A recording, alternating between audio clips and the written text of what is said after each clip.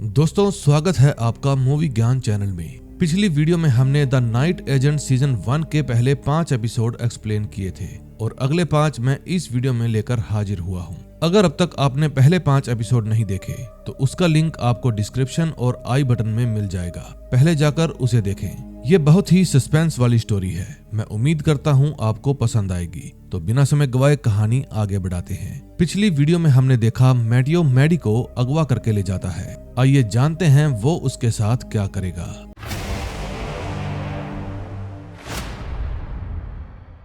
Sixth episode की शुरुआत भी पास्ट से होती है। तभी हम देखते हैं एक आदमी पानी में डूब रहा था क्योंकि रेजिन और डेल ने उसको मौत के घाट उतार दिया था। कुछ देर बाद रेजिन को नीचे उस आदमी की अंगूठी पड़ी हुई मिलती है और उसको देखकर डेल उसे कहता है कि इस अंगूठी को फेंक दो क्योंकि ये एक सबूत है जो हमें फंसा सकता है। लेकिन रेजिन इतनी सुंदर अंगूठी फेंकना नहीं चाहती थी, इसलिए वो उसको डेल की उंगली में जबरदस्ती पहना देती है। अब आप समझ ही गए होंगे कि ये अंगूठी डेल की उंगली में कैसे आई, जो कि एक रॉयल फैमिली की अंगूठी थी।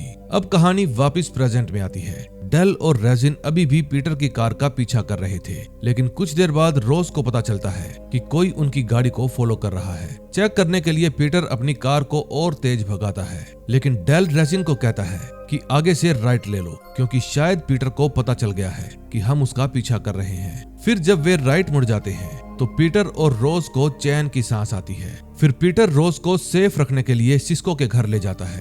दरअसल वो रोज को अपने साथ व्हाइट हाउस नहीं ले जाना चाहता था क्योंकि अगर ये सब वाइस प्रेसिडेंट एशले करवा रहे हैं तो जरूर व्हाइट हाउस में उनके साथ कोई और भी मिला होगा जिसने उस दिन रोज की सीक्रेट सर्विस हटाने का ऑर्डर दिया था। सिस्को एक पुलिस ऑफिसर है और पीटर का पुराना दोस्त भी है, इसलिए रोज को सेफ रखने के लिए उसके घर से अच्छी जगह और कोई नहीं हो सकती थी।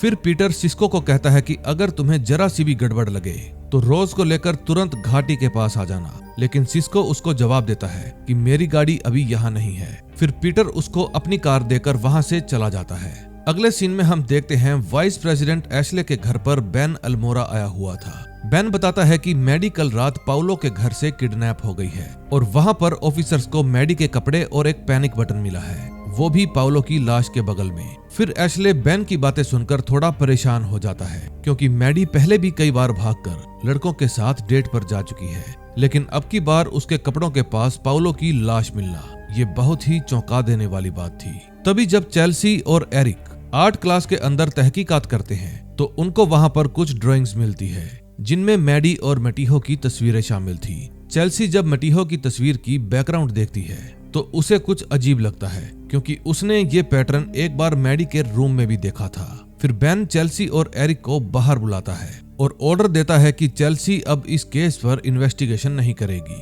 क्योंकि उसके होते हुए ही मैडी भाग गई। फिर बेन एरिक को इस केस की कमांड सौंप देता है, लेकिन एरिक उसे समझाता है कि मैं चेल्सी के बिना मैडी को नहीं ढूंढ पाऊंगा क्योंकि चेल्सी मैडी के बहुत क्लोज थी और उसको मैडी की हर एक छोटी बड़ी बातों के बारे में पता है। फिर बेन उसकी बात मान जाता है, लेकिन इस केस का इंचार्ज वो चेल्सी की बजाय एरिक को ही बना देता है। चेल्सी इस बात से बहुत ही ज्यादा नाराज हो जाती है कि अब वो इस केस की इंचार्ज नहीं है, लेकिन बाद में एरिक उसे समझाता है कि यहाँ पर हम में से कोई भी हेड नहीं है, हम बस पार्टनर्स हैं जिनका एक ही मकसद है कि किसी भी हालत में मैडी को ढूंढना है। तभी अचानक से चेल्सी को याद आता है कि मैडी ने ऊपर छत पर एक बॉक्स छुपा कर रखा हुआ था और उसने मैडी से वादा किया था कि वो उस बॉक्स को कभी भी खोल कर नहीं देखेगी।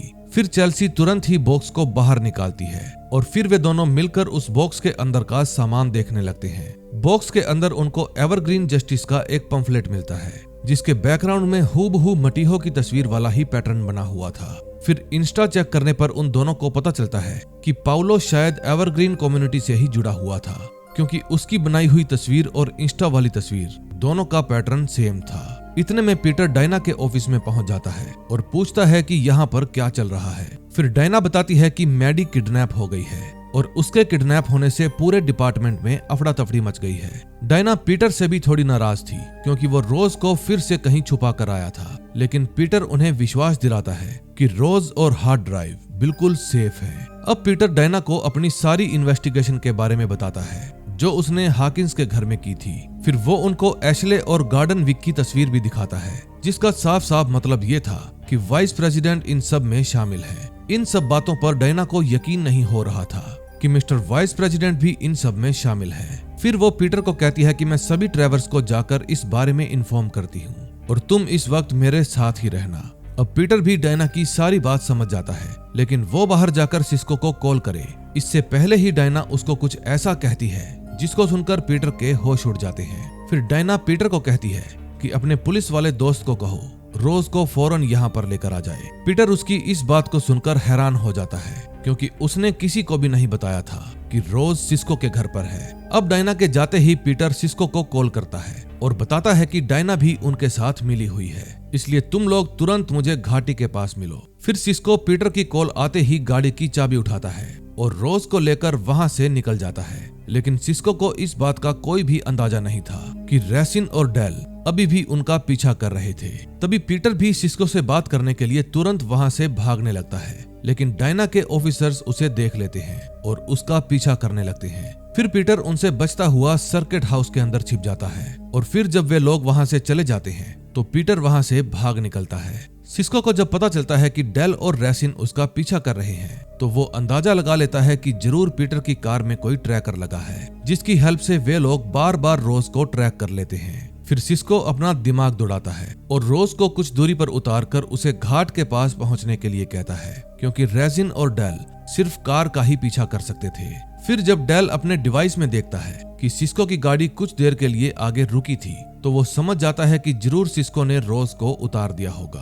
फिर डेल रेसिन को कहता है कि तुम सिस्को का पीछा करो और मैं रोज को मारने के लिए घाट की तरफ जाता हूँ। फिर कुछ दूर जाकर सिस्को अपनी गाड़ी को स्लो करता है और पुलिस टीम को कॉल करके बताता है कि मेरी जान खतरे में है। लेकिन तभी अचानक से रेसिन उसकी कार को जोरदार टक्कर मारती है और फिर गाड़ी से बाहर निकलकर सिस्को को शूट कर देती है। इतने में डेल भी रोज के पास पहुंच जाता है और उसका गला दबाकर उसको मारने की कोशिश करता है, लेकिन डेल को नहीं पता था कि पीटर भी अब उस घाट पर आने वाला है। फिर जब पीटर वहां पर आता है तो डेल को जोर से धक्का देता है और उसको रोज से अलग कर देता है। फिर उन दोनों के बीच में एक जबरदस्त फाइट होती है। डेल कई सालों से लोगों को मारने का ही काम कर रहा था, इसलिए वो पीटर पर हावी हो जाता है, लेकिन तभी रोज डेल के सिर पर एक लकड़ी के मोटे डंडे से वार करती है। फिर जब डेल घायल हो जाता है तो पीटर बहुत सोचता है कि डेल को जान से ना मारे क्योंकि ये पुलिस का काम है, लेकिन जब डेल उस पर फायरिंग करने लगता है तो मजबूरन पीटर को डेल का गला दबाकर उसको मारना पड़ता है। फिर वे दोनों एक बोट लेकर वहां से भाग जाते हैं जो कि पीटर के गॉडफादर जिम की थी। दरअसल जिम पीटर के फादर का दोस्त था और उन्होंने ही पीटर को बचपन से पाला पोसा है, लेकिन बाद में कुछ ऐसा हुआ जिसके कारण पीटर उन्हें छोड़कर चला गया।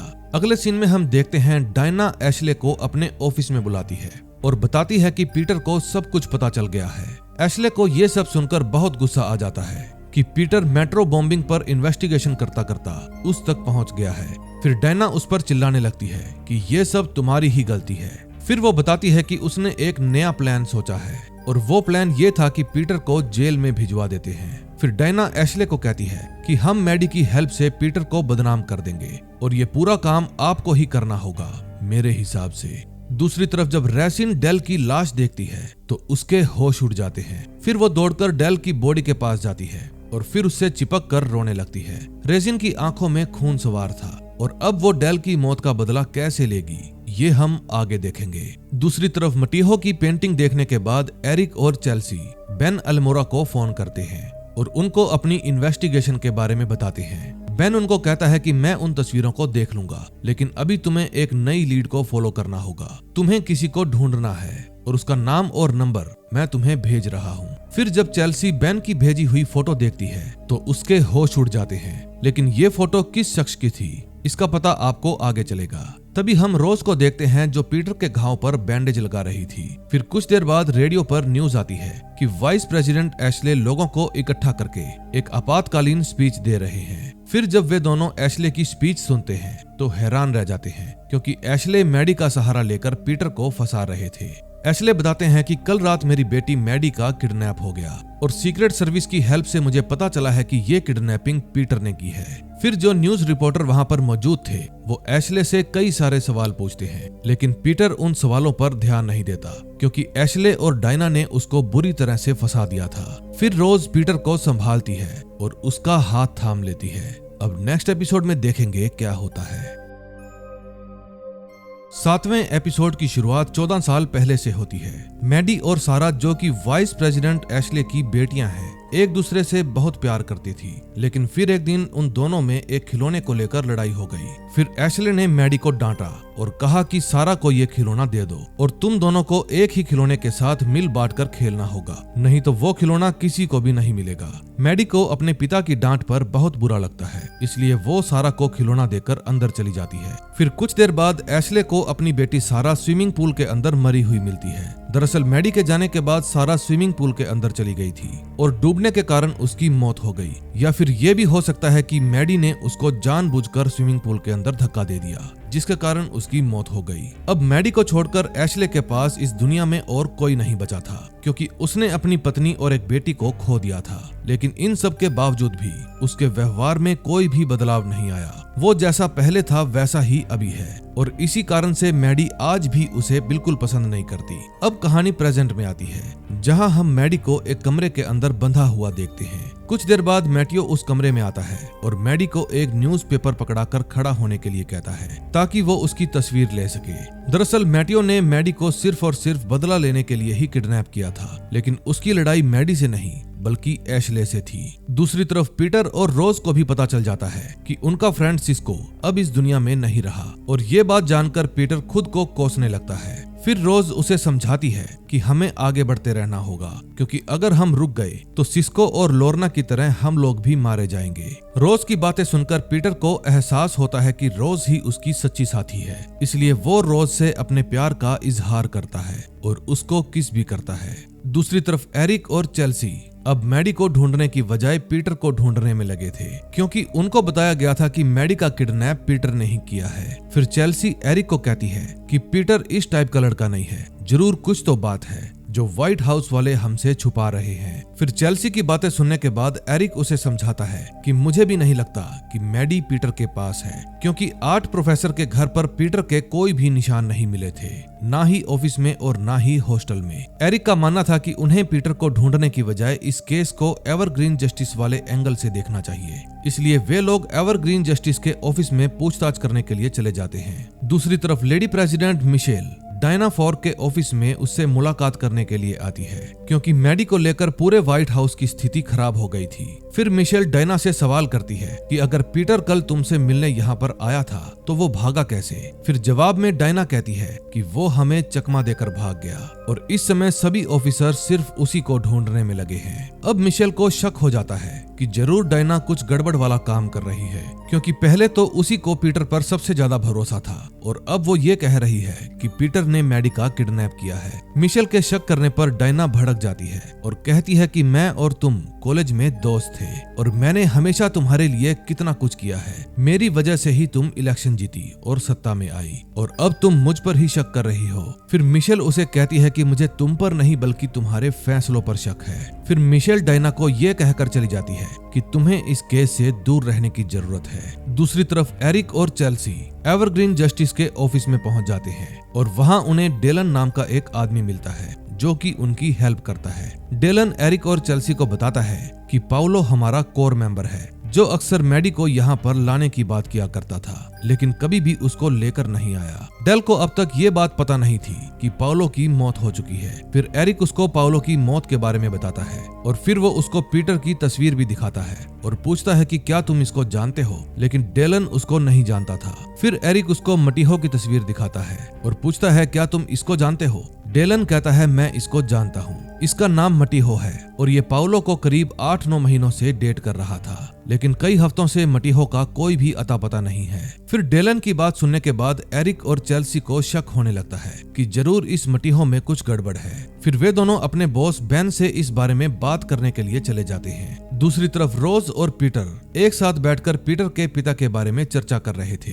फिर रोज पीटर से पूछती है कि उन पर किस बात का इल्जाम लगा था। फिर पीटर बताता है कि कुछ क्लासिफाइड डॉक्यूमेंट्स लीक हो गए थे, जिनके कारण दुनिया भर में अमेरिका के डिफेंस के राज खुल गए। फिर इन्वेस्टिगेशन से पता चला कि ये काम FBI के काउंटर इंटेलिजेंस डिवीजन से हुआ है, जिसके सेक्शन चीफ मेरे पिता थे। फिर रोज पूछती है कि क्या तुम्हारे डैड के खिलाफ कोई सबूत मिला या फिर नहीं, लेकिन पीटर जवाब देता है कि साबित होने से पहले ही उनकी मौत हो गई। फिर वे दोनों तय करते हैं कि मेट्रो बॉम्बिंग केस में जो लोग भी पुलिस की नजरों में सस्पेक्ट थे वे उन सभी के बारे में इन्वेस्टिगेशन करेंगे और पता लगाएंगे कि असली मुजरिम कौन है। अगले सीन में हम एशले, गॉर्डन और डायना फार को देखते हैं जो मटीहो के भेजे हुए वीडियो से थोड़ा परेशान हो गए थे।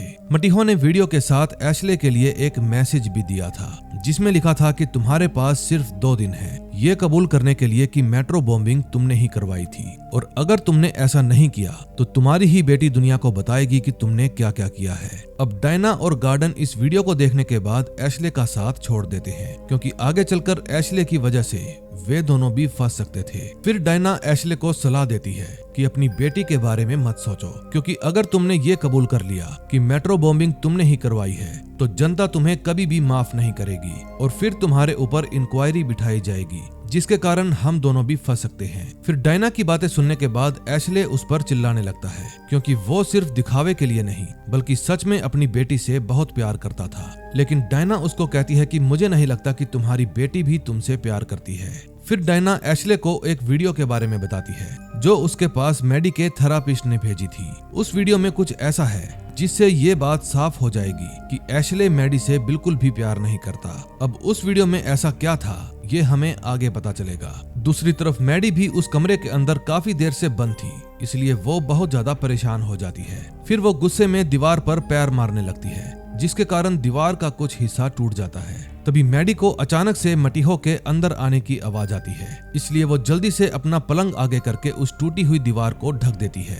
मटीहो के अंदर आते ही मैडी उससे पूछती है कि तुमने पाउलो को क्यों मारा। फिर मटीहो कहता है कि तुम उसकी चिंता मत करो, वो सिर्फ अपने फायदे के लिए ही तुम्हारा इस्तेमाल कर रहा था और मैं उसका इस्तेमाल कर रहा था ताकि मैं तुम तक पहुंच जाऊं। मुझे तो बस सिर्फ तुम्हारे पिता से बदला लेना है। फिर मैडी उसे समझाती है कि मैं बदला लेने में तुम्हारी हेल्प कर सकती हूँ क्योंकि मुझे अपने पिता से नफरत है। लेकिन मटीहो तो मैडी की कोई भी हेल्प लेना नहीं चाहता था, लेकिन फिर भी मैडी उसे बताती है कि अगर तुम मेरे पिता को बर्बाद करना चाहते हो तो तुम्हें एक वीडियो लानी होगी जो कि सुसान नाम की औरत के घर पर है। फिर मटीहो उसकी बात सुनने के बाद वहां से चला जाता है। दूसरी तरफ रोज भी अपनी इन्वेस्टिगेशन से पता लगा लेती है कि पुलिस की नजरों में मेट्रो बॉम्बिंग के कुल 12 सस्पेक्ट्स हैं, जिनमें से 2 लोग तो टर्न लेक इंडस्ट्रीज की तरफ ही इशारा करते हैं, पेट्रो नवारो और कॉलिन वारली। फिर पेट्रो के डेटा को देखने के बाद पीटर को उस पर कोई भी शक नहीं होता, लेकिन कॉलिन वारली की कुछ ज्यादा जानकारी मौजूद न होने के कारण उन दोनों का शक सीधा उसी पर जाता है।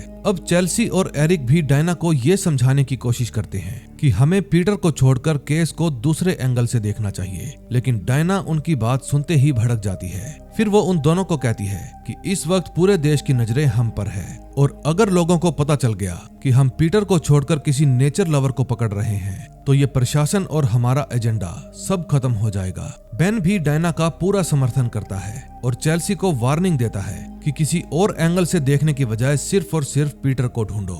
फिर उन सब के जाने के बाद डायना गार्डन विक के पास फोन करती है और बताती है कि 2 सीक्रेट सर्विस ऑफिसर्स मटीहो नाम के आदमी के बारे में बात कर रहे थे। पहले तो गार्डन मना कर देता है कि मैं किसी मटीहो को नहीं जानता, लेकिन डायना जब उसे तस्वीर भेजती है तो गार्डन सोच में पड़ जाता है क्योंकि वो मटीहो को बहुत अच्छे से जानता था। दूसरी तरफ मटीहो सुसान के घर में तहकीकात कर रहा था, लेकिन उसको वहां पर कोई भी वीडियो नहीं मिलती। फिर वो वापस आकर मैडी को बताता है कि वो घर फ्रैंक और सुसान नाम के कपल्स का था और पिछले हफ्ते ही सुसैन की हत्या हो गई थी, जिसके बाद पुलिस को वहां पर सिर्फ अगवा किया हुआ एक बच्चा ही मिला था। अब मैडी को उसकी ज्यादा बातें समझ में नहीं आती। फिर वो मटीहो को बताती है कि कुछ समय पहले ही मैंने और मेरे डैड ने वो घर छोड़ दिया था और मैंने उस वीडियो को बेसमेंट में छुपाया था, जिसके बारे में सिर्फ मेरे थेरापिस्ट को ही पता है। मैडी की बात सुनते ही मटीहो समझ जाता है कि जरूर उस थेरापिस्ट ने ही वीडियो बेसमेंट से निकाल लिया होगा। अब वो बस ये जानना चाहता था कि आखिर उस वीडियो में ऐसा क्या है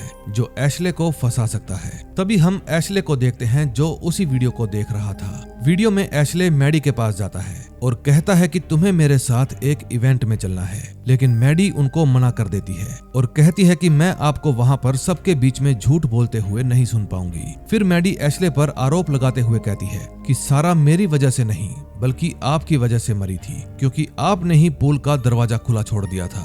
फिर एशले ये बात सुनकर नाराज हो जाता है और मैडी को मारने लगता है, जिसके बाद मैडी वीडियो को बंद कर देती है। इस वीडियो को देखकर ये बात साफ समझ में आ रही थी कि एशले मैडी से बिल्कुल भी प्यार नहीं करता। वो सिर्फ अपने मतलब के लिए या फिर यूं कहो कि दुनिया को दिखाने के लिए ही मैडी को अपने साथ रखे हुए था, और यही कारण था कि मैडी उनसे बिल्कुल भी प्यार नहीं करती थी।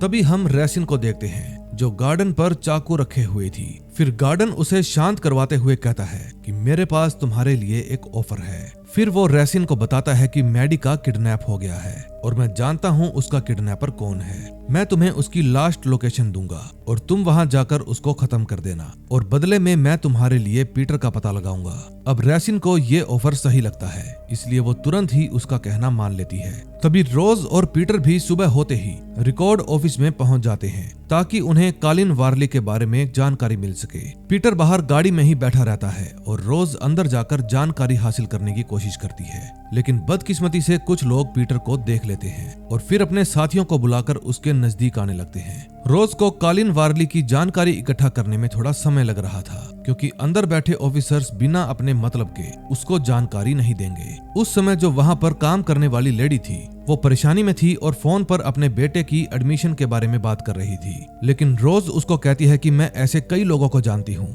जो आपके बेटे की एडमिशन बहुत ही आराम से करवा देंगे। फिर वो लेडी बाकी के कर्मचारियों की नजरों से बचकर रोज को जानकारी देती है, लेकिन जब रोज बाहर जाती है तो पीटर वहां पर था ही नहीं। दरअसल पीटर उन लोगों के नजदीक आने की वजह से वहां से निकल गया था, और जब रोज बाहर जाती है तो वे लोग उसको ही घेर लेते हैं। तभी एक आदमी रोज की रिकॉर्डिंग करने लगता है ताकि वो उसे सोशल मीडिया पर डाल सके, लेकिन तभी पीटर वहां पर आता है और रोज को बचाकर ले जाता है। हालांकि उस आदमी ने अब तक वीडियो बना लिया था, इसलिए वो उसको सोशल मीडिया पर अपलोड कर देता है। अगले सीन में हम एरिक और चेल्सी को देखते हैं जो पीटर के गॉडफादर जिम से पूछताछ करने आए थे। फिर जिम उन दोनों को बताता है कि सारे सबूत पीटर के पिता के खिलाफ थे, लेकिन पीटर इस बात को नहीं मान रहा था और इसी वजह से उसने मेरे साथ भी रिश्ता तोड़ दिया। फिर एरिक जिम को रोज और पीटर का वायरल वीडियो दिखाता है और पूछता है कि क्या आपको पता है कि वे इस वक्त कहां पर होंगे, लेकिन जिम कहता है मुझे नहीं पता। फिर कुछ देर बाद एरिक की नजर बगल में रखी हुई तस्वीरों पर पड़ती है। फिर उनके बारे में पूछने पर जिम बताता है कि मेरा एक पुराना घर भी है और एक शिप भी, जिनको मैं काफी समय से इस्तेमाल नहीं करता, शायद वो वहीं पर होंगे। फिर वे दोनों जिम से शिप का एड्रेस पूछकर वहां पर चले जाते हैं। दूसरी तरफ पीटर और रोज भी घर पहुंचकर कॉलिन वारलिन की डिटेल्स चेक करने लगते हैं। डॉक्यूमेंट्स के जरिए उन्हें पता चलता है कि कॉलिन एक बहुत बड़ा ड्रग एडिक्ट था और इसीलिए कोर्ट ने उसे रिहैब सेंटर में भेज दिया था। इसके अलावा जो भी उसकी पर्सनल चीजें थी वो उसके रिश्तेदारों के पास भेज दी गई, जैसे कि वॉलेट, चाबियां और एक कार की चाबी जो वैलेंटाइन मैन्युफैक्चरिंग नाम की कंपनी की थी। फिर जब रोज उस कंपनी के बारे में इंटरनेट पर सर्च करती है तो उसे पता चलता है कि ये एक सब्सिडरी कंपनी है, वो भी टर्न लेक इंडस्ट्रीज की। फिर पीटर कॉलिन की अरेस्ट फोटोज देखकर हैरान हो जाता है, क्योंकि कॉलिन वारली ही वो बॉम्बर है जिसने 1 साल पहले मेट्रो में बॉम्ब लगाया था। अब वे दोनों समझ जाते हैं कि कॉलिन और टर्न लेक कंपनी का क्या संबंध है। दरअसल टर्न लेक ने ही कॉलिन को हायर किया था मेट्रो में बॉम्ब लगाने के लिए, और जब पीटर उसका पीछा करने लगा तो उन्होंने खुद को बचाने के लिए कॉलिन को मरवा दिया। फिर रोज कहती है कि हमें कॉलिन के रिश्तेदारों के जरिए ये पता करना होगा कि वो किसको मारने की कोशिश कर रहा था और उसका असली मकसद क्या था। फिर वे दोनों शिप से बाहर आ जाते हैं, लेकिन बाहर आते ही उन्हें एरिक और चेल्सी मिल जाते हैं जो पहले से ही वहां पर मौजूद थे। फिर एरिक उन पर बंदूक तान देता है और चेल्सी उन्हें हथकड़ियां पहनाकर नीचे लेटा देती है ताकि वे कोई हरकत ना कर पाएं। और इसी के साथ 7वां एपिसोड का एंड हो जाता है। अब हम नेक्स्ट एपिसोड में देखेंगे क्या होता है। 8वें एपिसोड की शुरुआत 1 साल पहले से होती है, जहां से ये सब कुछ शुरू हुआ था। पीटर कॉलिन को भीड़ में खड़ा देखकर उसका पीछा करने लगता है, लेकिन कॉलिन जैसे तैसे उससे बचकर अपने घर आ जाता है। घर में कॉलिन का जुड़वा भाई मटीहो काफी देर से उसका इंतजार कर रहा था, लेकिन कॉलिन मटीहो को वहां देखकर बिल्कुल भी खुश नहीं होता। फिर मटीहो उसे बताता है कि मैं सिर्फ 4 दिन के लिए ही तुम्हारे घर पर आया हूँ और तुम फिर भी खुश नहीं हो। लेकिन कॉलिन उसे कहता है कि तुम यहाँ नहीं रुक सकते, तुम मुझसे पैसे ले लो और किसी होटल में जाकर रुक जाओ, क्योंकि यहाँ पर रुकना सही नहीं है। उस समय कॉलिन काफी ज्यादा घबराया हुआ था और ये बात मटीहो एक बार देखते ही समझ जाता है। अब कॉलिन अंदर जाकर अपने बॉस गार्डन से बात करता है और बताता है कि सब गड़बड़ हो गई, क्योंकि बॉम्ब रखने के बाद किसी ने ट्रेन की चेन खींच दी, जिसकी वजह से बॉम्ब जहां पर फटना चाहिए था वहां पर फटा ही नहीं।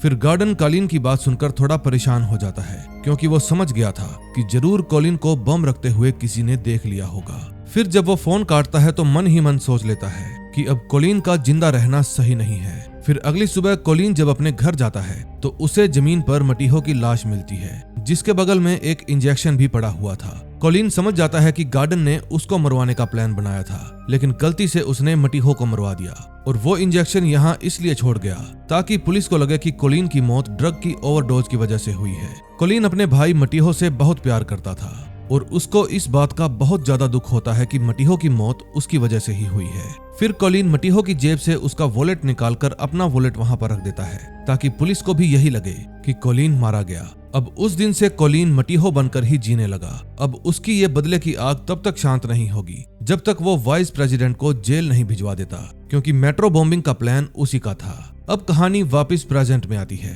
पीटर और रोज जैसे तैसे एरिक और चेल्सी को समझाते हैं कि हमारा मैडी की किडनैपिंग से कोई लेना देना नहीं है। चेल्सी को पहले उन पर यकीन नहीं हो रहा था, लेकिन जब उसे पीटर और रोज की इन्वेस्टिगेशन के बारे में पता चला तो उसे भी उन पर भरोसा हो गया। फिर रोज उन दोनों को बताती है कि बॉम्ब जहां पर फटना चाहिए था वहां पर फटा ही नहीं, क्योंकि हार्ड ड्राइव में मिले सबूतों के मुताबिक अगर बॉम्ब सही जगह पर फटता तो शहर के 2 इलाके तबाह हो जाते। मेट्रो बॉम्बिंग का मेन टारगेट वही था जिसको चेल्सी उस वक्त प्रोटेक्ट कर रही थी, लेकिन जब तक चेल्सी ये नहीं बताती कि उस दिन वो मेट्रो बॉम्बिंग के समय किसकी प्रोटेक्शन कर रही थी, तब तक ये पहेली ऐसे ही उलझी रहेगी। फिर चेल्सी पीटर और रोज को कह देती है कि मैं तुम्हें कोई भी जानकारी नहीं दूंगी क्योंकि ये हमारे नियमों के खिलाफ है।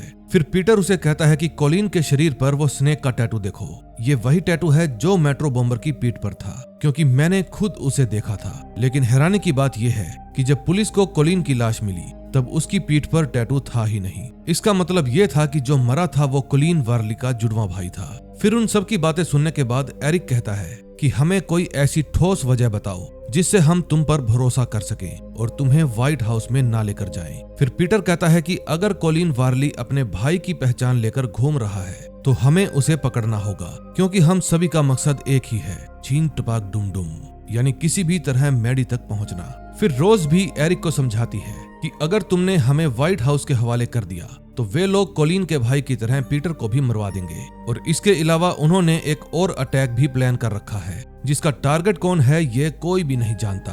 फिर सारी बातें सुनने के बाद एरिक और चेल्सी ये तय करते हैं कि वे उन दोनों को व्हाइट हाउस नहीं लेकर जाएंगे बल्कि खुद मैडी को ढूंढेंगे।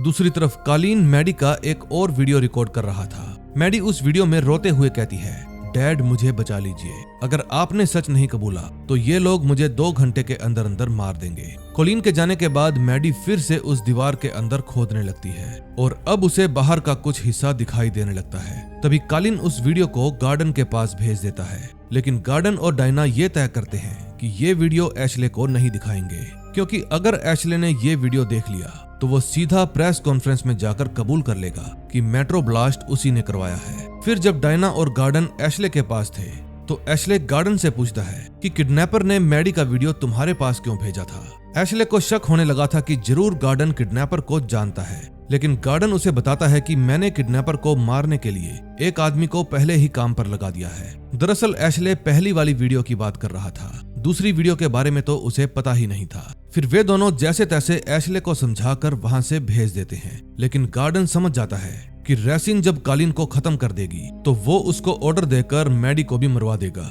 अगले सीन में हम एरिक और रोज को देखते हैं जो एक स्टोरेज बिल्डिंग में पाओलो का कुछ सामान देखने के लिए आए थे। पाओलो के कमरे में मटीहो उर्फ कोलिन की कई सारी तस्वीरें थी और इसका मतलब ये था कि वो कई महीनों से पाओलो को फंसा रहा था। तभी रोज को वहां पर पाइक मोरे सिक्योरिटी की एक रसीद मिलती है जो कि मटीहो वारली के नाम पर थी। फिर एरिक उस रसीद के मालिक से पूछताछ करने के लिए उसे कॉल करता है, लेकिन वो कहता है कि जब तक तुम खुद यहाँ नहीं आओगे तब तक मैं तुम्हें कुछ भी डिटेल नहीं दूंगा। अब एरिक रोज को लेकर वहां से चला जाता है क्योंकि पीटर के साथ चेल्सी का रुकना सही नहीं था। अगले सीन में हम मैडी को देखते हैं। जब वो दीवार में किए हुए छेद से बाहर देखती है तो उसको वहां पर R142 लिखा हुआ दिखाई देता है। फिर कुछ देर बाद वहां पर कोलिन आ जाता है। फिर मैडी कहती है कि तुम्हें शायद एक और वीडियो बनाकर डायरेक्ट मेरे डैड के पास भेजनी होगी, क्योंकि हो सकता है कि तुम जिसको भी वीडियो भेज रहे हो वो खुद फंसने के डर से डैड को वीडियो दिखा ही नहीं रहे हों। कोलिन को भी मैडी की ये बात सही लगती है। फिर वो मैडी से एशले का नंबर लेता है और फिर एक और वीडियो बनाकर उसको भेजता है। कोलिन को ये बात नहीं पता थी कि मैडी ने उसे एशले का नहीं बल्कि चेल्सी का नंबर दिया है। दूसरी तरफ पीटर चेल्सी से एक बार फिर से पूछता है कि तुम उस दिन किसकी प्रोटेक्शन कर रही थी, और अब की बार चेल्सी उसे बता देती है कि मैं उस दिन ओमर जदार की प्रोटेक्शन कर रही थी, जिसका कोड नेम था एस्प्रे। और ये बात सुनते ही पीटर थोड़ा हैरान हो जाता है, क्योंकि उसने कभी भी नहीं सोचा था कि मेट्रो ब्लास्ट का असली टारगेट ओमर जदार होगा। इतने में चेल्सी के पास कॉलिन का भेजा हुआ वीडियो पहुंच जाता है, और उसको देखते ही वो तुरंत समझ जाती है कि मैडी जरूर उससे कुछ कहना चाहती है। मैडी को जब भी चेल्सी से कुछ सीक्रेटली कहना होता था तो वो वर्ड्स बोलने के साथ साथ नेकलेस पर उंगली रखती थी, और चेल्सी समझ जाती थी कि वो क्या कहना चाहती है, और इस बार भी उसने ऐसा ही किया। और चेल्सी समझ जाती है कि वो R142 की बात कर रही है। फिर पीटर और चेल्सी इस नंबर के बारे में इन्वेस्टिगेशन करने लगते हैं, और उन्हें पता चल जाता है कि ये नंबर डाक यार्ड में रखे हुए एक कंटेनर का है। तभी हम डायना को देखते हैं, जो लेडी प्रेसिडेंट द्वारा मीटिंग में ना बुलाए जाने के कारण उनसे नाराज थी। प्रेसिडेंट के चीफ ऑफ एग्जीक्यूटिव होने के बावजूद मिशेल डायना को मीटिंग में नहीं बुलाती और सिर्फ वाइस प्रेसिडेंट एशले के साथ मीटिंग करने का फैसला करती है। मीटिंग का मुख्य विषय था ओमर जदार, जो कि इस समय वहां के सबसे बेहतरीन नेताओं में से एक था। एशले मिशेल को समझाता है कि जदार बस एक टेररिस्ट है, इसलिए उसको हमारी पार्टी में लाना सही नहीं होगा। लेकिन मिशेल उसे जवाब देती है कि आधी से ज्यादा जनता जदार का समर्थन कर रही है, इसलिए हम उसका विरोध नहीं कर सकते। फिर एशले पूछता है कि आपने डायना को क्यों नहीं बुलाया। फिर जवाब में मिशेल बताती है कि मैं अब इस विभाग में कुछ फेरबदल करने की सोच रही हूँ, और इसका साफ साफ मतलब ये था कि वो अब डायना को वहां से हटाना चाहती थी। इतने में रोज और चेल्सी भी डाक यार्ड में पहुंच जाते हैं। फिर वे दोनों अलग अलग होकर मैडी वाला कंटेनर ढूंढने लगते हैं, ताकि वो कंटेनर उनको जल्दी मिल जाए। तभी कॉलिन उनको सीसीटीवी फुटेज में देख लेता है, जिसके बाद वो तुरंत मैडी के कंटेनर के पास पहुंच जाता है। लेकिन जैसे ही कॉलिन कंटेनर के अंदर जाता है तो मैडी उस पर हमला कर देती है और वहां से भाग जाती है। फिर कॉलिन मैडी को शूट करने के लिए हर तरफ गोलियां चलाने लगता है, और गोलियों की आवाज सुनते ही पीटर और चेल्सी समझ जाते हैं कि मैडी की जान खतरे में है। फिर चेल्सी एरिक को इन्फॉर्म करती है कि हमें हेल्प चाहिए।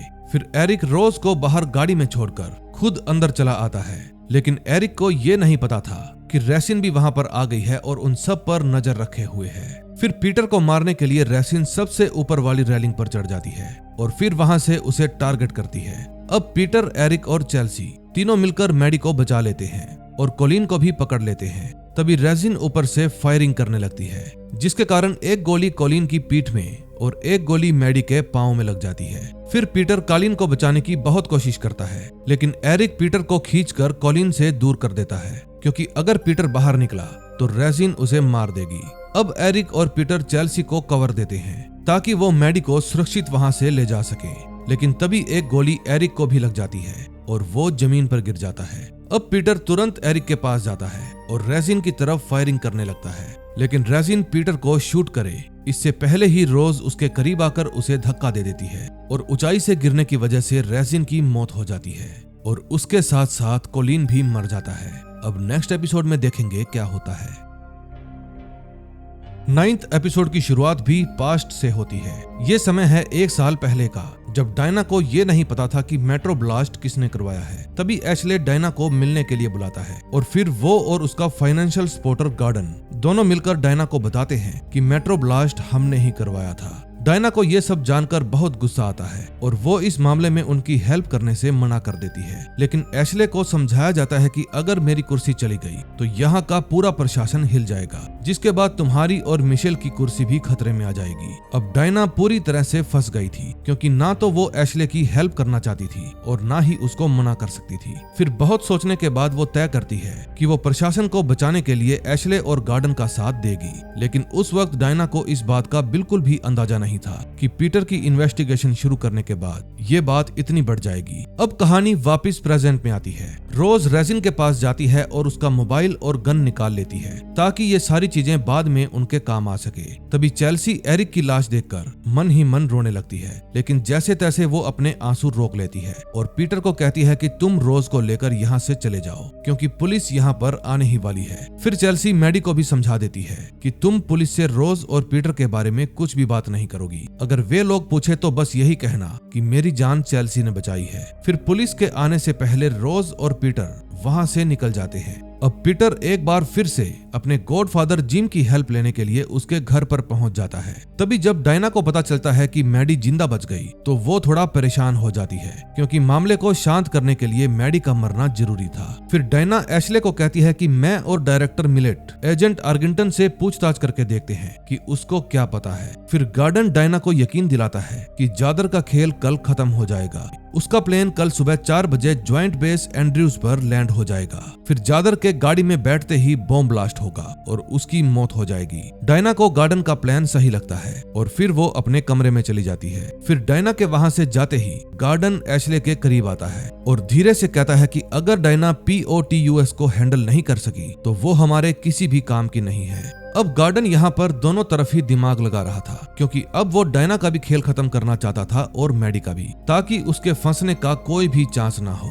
तभी हम पीटर को देखते हैं जो अपने गॉडफादर जिम के घर पहुंच जाता है। जिम को पूरा यकीन था कि पीटर ने मैडी का किडनैप नहीं किया, इसलिए वो बिना कोई सवाल किए पीटर और रोज को अंदर आने देता है। फिर रोज रेजिन के फोन से डिलीट किया हुआ डाटा रिस्टोर करती है और फिर उसको कई सारे लोगों की तस्वीरें और नाइट एक्शन फाइल्स की फोटो मिलती है जो पीटर के कैबिन से ही खींची गई थी। फिर ये देखकर पीटर हैरान हो जाता है कि इन फाइल्स की तस्वीरें उसी की नाइट शिफ्ट में खींची गई थी, जबकि वो अपनी ड्यूटी के समय ऑफिस से कहीं जाता भी नहीं था। कुछ देर बाद पीटर को याद आता है कि उसको एक बार फूड पॉइजनिंग हो गई थी और फिर डायना ने उसकी जगह पर एक दिन के लिए किसी और एजेंट को रखा था। फिर वो रोज को बताता है कि नाइट एक्शन रूम में जाने से पहले एक बैच को स्कैन करना पड़ता है, जिसके रिकॉर्ड्स केवल अल्मोरा के पास है। अल्मोरा का नाम सुनते ही रोज पीटर से पूछती है कि क्या चेल्सी इन रिकॉर्ड्स को एक्सेस नहीं कर सकती, लेकिन इस बात का तो पीटर को खुद नहीं पता था कि चेल्सी उन रिकॉर्ड्स को एक्सेस कर सकती है या नहीं। फिर वे दोनों जिम के घर से वैलेरी नाम की एक एजेंट के पास जाते हैं, क्योंकि नाइट एक्शन की ज्यादातर जानकारी उसी के पास होती है।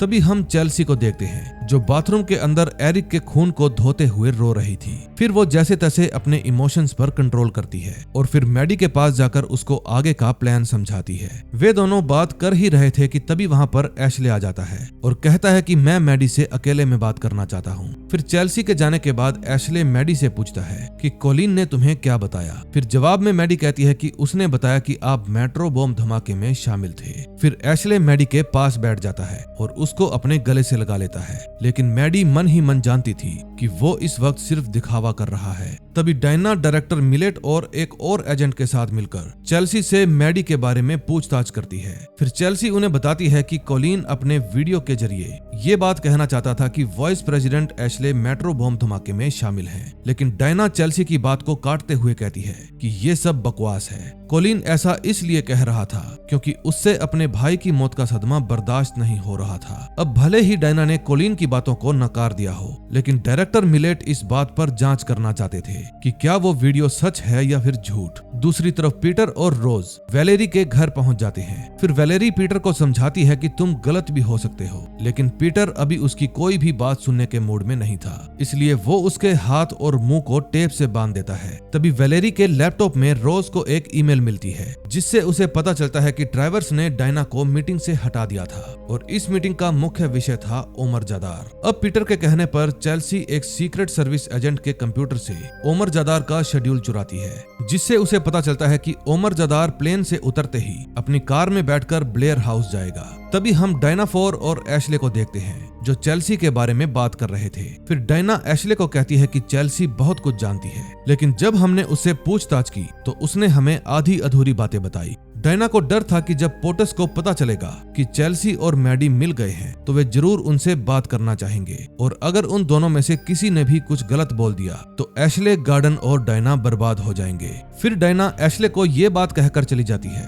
कि आगे की बात हम कल करेंगे, क्योंकि तब तक ओमर जादार मर चुका होगा। फिर डायना के जाने के बाद एशले गार्डन के पास फोन करता है और कहता है कि तुम मैडी की चिंता मत करो, उसको तो मैं खुद लाइन पर ले आऊंगा। उसको ये नहीं पता था कि मैडी बाहर खड़े होकर उनकी सारी बातें सुन रही है। फिर जैसे ही मैडी को एहसास होता है कि एशले की बात खत्म हो गई है तो वो जल्दी से ऊपर चली जाती है, लेकिन एशले सीढ़ियों में लगे खून को देखकर समझ जाता है कि जरूर मैडी बाहर खड़े होकर उनकी बातें सुन रही थी। फिर वो ऊपर मैडी को चेक करने के लिए जाता है, लेकिन मैडी को कमरे में सोता हुआ देखकर वो चला जाता है। तभी चेल्सी पीटर के पास फोन करती है और बताती है कि जादर के शेड्यूल के मुताबिक वो कल ब्लेयर हाउस जाने वाला है, लेकिन जब मैंने ब्लेयर हाउस में फोन किया तो उन्होंने बताया कि इस हफ्ते यहाँ पर किसी के भी आने का प्लान नहीं है। ये बात सुनकर पीटर हैरान हो जाता है कि जब ओमर जादार ब्लेयर हाउस नहीं जा रहा तो वो कहाँ जाएगा। फिर चेल्सी पीटर को कहती है कि शायद वो व्हाइट हाउस या फिर कैंप डेविड जा रहा होगा, जहाँ पर राष्ट्रपति जादार से मिलने वाली है। तभी रोज समझ जाती है कि कैंप डेविड वाली बात शेड्यूल में अपडेट क्यों नहीं की गई। फिर वो चेल्सी को कहती है कि पोटस को डायना पर शक था, इसीलिए उन्होंने इस बात को शेड्यूल में नहीं डाला। फिर पीटर चेल्सी को बताता है कि हमें डायना के खिलाफ ठोस सबूत मिले हैं, जिनसे ये बात साफ हो जाएगी कि वो एमा और हेनरी की मौत में शामिल थी। दरअसल वैलेरी के लैपटॉप के जरिए रोज और पीटर को ये बात पता चली थी कि डायना ने खुद पीटर के ऑफिस में जाकर उन फाइलों की फोटो खींची थी, और जब ये बात पोटस को बताई जाएगी तो डायना 4 का बच पाना लगभग नामुमकिन होगा। पीटर को शक था कि अगर ओमर जादार मारा जाने वाला है तो जरूर राष्ट्रपति को भी खत्म कर दिया जाएगा, क्योंकि कैंप डेविस में वे दोनों ही मिलने वाले हैं। फिर पीटर रोज को कहता है कि मैं एक इंसान को जानता हूँ जो ये सब रोक सकता है। फिर वे दोनों उस बंदे के पास जाने के लिए निकल पड़ते हैं, लेकिन वो इंसान कौन है ये आपको आगे पता चलेगा। फिर फोन काटने के कुछ देर बाद एशले मैडी के कमरे में आता है और कहता है कि हमें अभी निकलना होगा, क्योंकि कैंप डेविड में राष्ट्रपति तुमसे मिलना चाहती है। अगले सीन में हम ओमर जादार को देखते हैं, जिनका प्लेन अब लैंड हो चुका था। फिर वहां पर मौजूद ऑफिसर्स उनको सुरक्षित गाड़ी में बिठा देते हैं और वहां से चले जाते हैं, लेकिन हैरान करने वाली बात यह थी कि गाड़ी में बॉम्ब फटता ही नहीं, जबकि गार्डन के प्लान के मुताबिक ओमर की मौत प्लेन से उतरते ही हो जानी चाहिए थी। तभी हम पीटर और रोज को देखते हैं जो डायना को धमकाने के लिए उसके घर पर आए थे। फिर पीटर डायना को उसके खिलाफ मिले हुए सबूतों के बारे में बताता है और कहता है कि तुम अभी की अभी एशले और विक के पास कॉल करो और कैंप डेविड में जादर और प्रेसिडेंट पर होने वाले असैसिनेशन को रुकवाओ। लेकिन प्रेसिडेंट की बात सुनते ही डायना हैरान हो जाती है, क्योंकि वो खुद नहीं जानती थी कि गार्डन प्रेसिडेंट को मरवाने वाला है। फिर रोज कहती है अब और नाटक मत करो, लेकिन डायना उसे जवाब देती है कि मैं नाटक नहीं कर रही। ओमर जादर की मौत आज प्लेन से उतरते ही हो जानी चाहिए थी, लेकिन वो नहीं मरा। इसका मतलब ये है कि गार्डन और एशले ने मुझे सारी बात बताई ही नहीं, क्योंकि अगर मुझे मिशेल की मौत का पता चल जाता तो मैं हरगिज ऐसा नहीं होने देती। फिर डायना तुरंत मिशेल को कॉल लगाती है ताकि वो उसे वार्न कर सके, लेकिन उस वक्त मिशेल का फोन लग नहीं रहा था। फिर पीटर डायना को कहता है कि हम कैंप डेविड जा रहे हैं और वहां हमें तुम पहुंचाओगी, और इसी के साथ 9th एपिसोड का एंड हो जाता है। अब लास्ट एपिसोड में देखेंगे क्या होता है। लास्ट एपिसोड में हमें 11 साल पहले का समय दिखाया जाता है, जब पीटर अपने पिता के साथ बास्केटबॉल खेल रहा था। आपको ये जानकर हैरानी होगी कि पीटर के पिता का नाम भी पीटर सुथरलैंड ही था, यानी उन्होंने अपने बेटे का नाम अपने नाम पर रख दिया। अब से हम पीटर के डैड को पीट बुलाएंगे ताकि दोनों के नाम में कंफ्यूजन ना हो। तभी कुछ देर बाद पीट के घर पर FBI के कुछ एजेंट्स आते हैं, जिनमें उनका एक दोस्त एलेक्स भी था। फिर एलेक्स कहता है कि हमें आपके घर की तलाशी लेनी है। पहले तो पीट को उसकी बात मजाक लगती है, लेकिन एलेक्स उसे समझाता है कि हम कोई मजाक नहीं कर रहे, तुम्हें और तुम्हारे बेटे को अभी अपना फोन हमें देना होगा, और अगर बात और आगे बढ़ी तो हम तुम्हें अरेस्ट भी कर सकते हैं। फिर पीट एलेक्स से कई बार पूछता है कि मैंने ऐसा क्या कर दिया, लेकिन एलेक्स उसको कुछ भी नहीं बताता। अब कहानी प्रेजेंट में आती है। पीटर, रोज और डायना कैंप डेविड के लिए निकल चुके थे, और दूसरी तरफ चेल्सी और मैडी भी एशले के साथ हेलीकॉप्टर में बैठकर वहीं पर आ रहे थे। फिर डायना पीटर से कहती है कि तुम दोनों गाड़ी की डिग्गी में छिप जाओ, क्योंकि अगर कैंप डेविड में ऑफिसर्स ने तुम्हें देख लिया तो वे लोग हमें अंदर नहीं जाने देंगे। रोज को शक था कि कहीं डायना पहले की तरह कोई चाल ना चल दे, लेकिन पीटर उसे समझाता है कि अभी डायना की बात मानने के सिवा हमारे पास कोई और विकल्प नहीं है। तभी चेल्सी हेलीकॉप्टर में मैडी के साथ 2 और नए एजेंट्स को देखती है, जिनकी बातों से चेल्सी को उन पर शक हो जाता है, क्योंकि उन एजेंट्स को ये तक नहीं पता था कि वे लोग यहाँ पर किसकी जगह पर ड्यूटी कर रहे हैं। फिर चेल्सी वाल्टर नाम के एक एजेंट के हाथ में एक बैग देखती है, जिसके बाद कैंप डेविड में बॉम्ब ब्लास्ट को लेकर उसका शक और भी बढ़ जाता है। कैंप डेविड में पहुंचने के बाद ऑफिसर्स चेल्सी को मैडी से अलग कर देते हैं, क्योंकि एशले मैडी को अपने साथ एक खास जगह पर ले जाना चाहता था। फिर एशले मैडी को बेसमेंट में एक खुफिया जगह पर लेकर जाता है, जहां पर बॉम्ब ब्लास्ट के बाद भी कोई फर्क नहीं पड़ेगा। फिर मैडी उनसे पूछती है कि आपके दिमाग में क्या चल रहा है और आप मुझे यहाँ पर क्यों लेकर आए हो। फिर एशले कहता है तुम मुझसे ज्यादा सवाल मत करो, बस इतना जान लो कि हम दोनों यहाँ पर सुरक्षित रहेंगे। अब डायना भी कैंप डेविड के अंदर पहुंच चुकी थी। फिर डायना बेन अल्मोरा से कहती है कि मुझे राष्ट्रपति से बात करनी है क्योंकि राष्ट्रपति मिशेल की जान खतरे में है। फिर बॉम्ब वाली बात सुनकर बेन डायना को कहता है कि ऐसा नहीं हो सकता, लेकिन वे दोनों इस मुद्दे पर और बात कर पाते इससे पहले ही नेथन वहां पर आकर बेन और डायना को गोली मार देता है। फिर गोलियों की आवाज सुनकर पीटर और रोज भी अंदर आ जाते हैं, लेकिन नेथन तब तक वहां से भाग चुका था। उन दोनों के अंदर आते ही बेन अल्मोरा दम तोड़ देता है, लेकिन डायना के हाथ में गोली लगने की वजह से वो बच जाती है। फिर डायना पीटर और रोज को कहती है कि यहाँ के सारे रेडियो सिग्नल्स बंद हैं, इसलिए तुम्हें मेन कम्युनिकेशन बिल्डिंग में जाना होगा जहां से ये सारा सिस्टम ऑपरेट किया जाता है। डायना की बात सुनने के बाद पीटर और रोज सीधा उसी बिल्डिंग के लिए निकल जाते हैं। दूसरी तरफ चेल्सी वॉल्टर से पूछती है कि तुम्हारा सूटकेस कहाँ गया जो हेलीकॉप्टर से उतरते वक्त तुम्हारे हाथ में था, लेकिन वॉल्टर उसकी बात का कोई भी जवाब नहीं देता। फिर कुछ देर बाद वॉल्टर को नेथन का कॉल आता है जिसने बॉम्ब ब्लास्ट की टाइमिंग सेट करने के लिए फोन किया था। फिर नेथन अपने सभी ऑफिसर्स को इन्फॉर्म करता है कि बॉम्ब अब से ठीक 10 मिनट बाद फटेगा, इसलिए तुम लोग अलर्ट रहना। कॉल कट होने के बाद चेल्सी वॉल्टर पर हमला कर देती है और फिर उसकी घड़ी लेकर वहां से भाग जाती है। अब जंग की शुरुआत हो चुकी थी और इसका अंजाम क्या होगा ये कोई भी नहीं जानता था। अब चेल्सी को ये बात समझ में नहीं आ रही थी कि जब कैंप डेविड में कोई भी सिग्नल काम ही नहीं कर पा रहा तो नेथन और वाल्टर ने वॉकी टॉकी से बात कैसे कर ली। लेकिन फिर वो इस बारे में ज्यादा नहीं सोचती और ब्लैक सूटकेस को ढूंढने में लग जाती है। इतने में पीटर और रोज भी कम्युनिकेशन बिल्डिंग में पहुंच जाते हैं जहां पर सैम नाम का ऑफिसर पहले से ही मौजूद था। पीटर सैम को मार मारकर उसे ठिकाने लगा देता है और फिर रोज सारे बंद पड़े सिग्नल को ऑपरेट करने लगती है। इतने में नेथन पीटर से बचता हुआ एक सुनसान जगह पर पहुंच जाता है और फिर गार्डन को कॉल करके पीटर और रोज की सारी इंफॉर्मेशन दे देता है।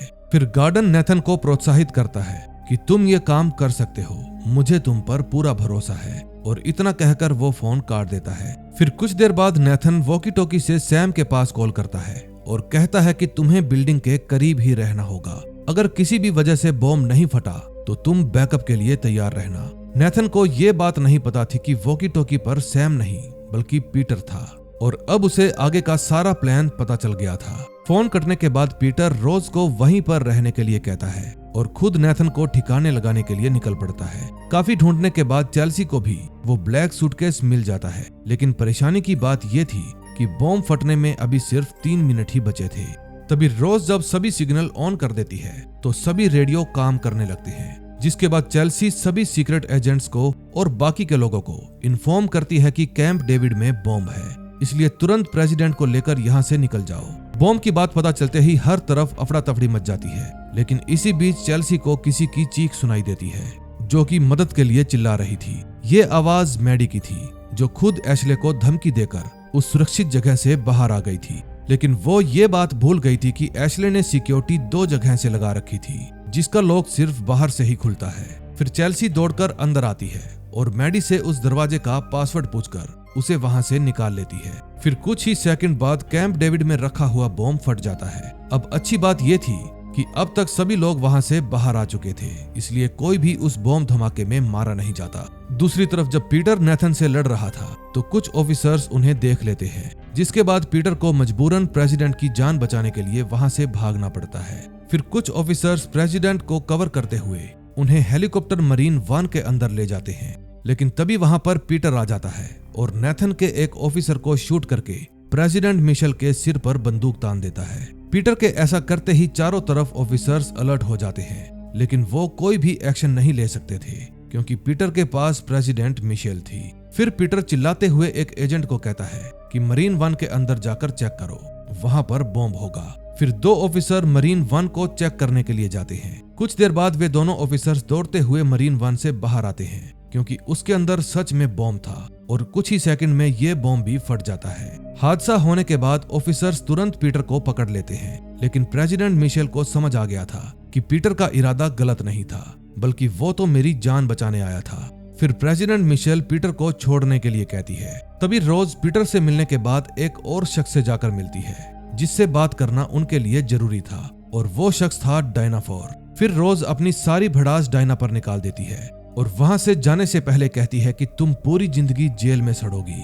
अगले सीन में हम प्रेसिडेंट मिशेल को देखते हैं जिन्होंने रोज और पीटर को मिलने के लिए अपने ऑफिस में बुलाया था। फिर मिशेल पीटर को बताती है कि गार्डन विक का अभी तक कोई पता नहीं चला, लेकिन हमारी टीम बहुत जल्द उसे पकड़ लेगी। फिर वो पीटर को कहती है कि मैं तुम्हारे लिए कुछ करना चाहती हूँ, क्योंकि सिर्फ एक मेडल दे देने से तुम्हारा एहसान खत्म नहीं होगा। फिर पीटर कहता है, मैडम मैं सिर्फ अपने डैड के बारे में सच जानना चाहता हूँ। फिर प्रेसिडेंट मैडम पीटर की बात मान जाती है और फिर वो उसके डैड की पुरानी वीडियो मंगवाती है ताकि पीटर को सच्चाई का पता चल सके। अगले सीन में हम एजेंट चेल्सी को देखते हैं, जिसको अब मैडी की प्रोडक्शन से हटाकर प्रेसिडेंट की प्रोडक्शन पर रख दिया गया था। फिर चेल्सी ये बात जाकर मैडी को बताती है कि मैं अब तुम्हारे साथ नहीं रह पाऊंगी, लेकिन मैडी उसे कहती है कोई बात नहीं, मुझे भी शायद अब खुद अपना ध्यान रखना सीखना होगा। तभी पीटर को जब अपने डैड की गवाही वाली वीडियो मिलती है तो उसके पांव तले से जमीन खिसक जाती है, क्योंकि पीटर ने कभी नहीं सोचा था कि उसके डैड सच में देशद्रोही हैं। वीडियो में पीट खुद इस बात का कन्फेस करते हैं कि उन्होंने विदेशी एजेंट से अमेरिका की कॉन्फिडेंशियल जानकारी के बदले पैसे लिए थे। फिर पीटर उनकी ये लाइन सुनते ही वीडियो को बंद कर देता है, क्योंकि आगे की बात उसके लिए कोई मायने ही नहीं रखती थी। फिर मिशेल पीटर को बताती है कि तुम्हारे डैड ने वीडियो में कॉन्फेस इसलिए किया था क्योंकि वो डबल एजेंट बनने के लिए तैयार थे। उनको विदेश में भेजा जाने वाला था ताकि वो दोनों तरफ से जानकारियों का लेन देन कर सके, लेकिन बाद में एक विदेशी एजेंट ने उन्हें मार डाला ताकि वे FBI की और हेल्प ना कर सके। कार एक्सीडेंट कोई सुसाइड नहीं थी, बल्कि पीट का मर्डर हुआ था। फिर 7 साल बाद कुछ ऑफिसर्स ने उस हत्यारे को ढूंढ निकाला जिसने उनको मारा था, लेकिन ये बात कभी भी जनता के सामने नहीं आई। मिशेल की सारी बातें सुनने के बाद पीटर का मन शांत हो जाता है। फिर मिशेल कहती है तुम्हारी जगह बेसमेंट में नहीं है और ना ही उस फोन के पास, बल्कि तुम्हें तो एक नाइट एजेंट होना चाहिए जो कि जरूरत पड़ने पर नाइट एक्शन में फोन करता है, ना कि फोन उठाता है।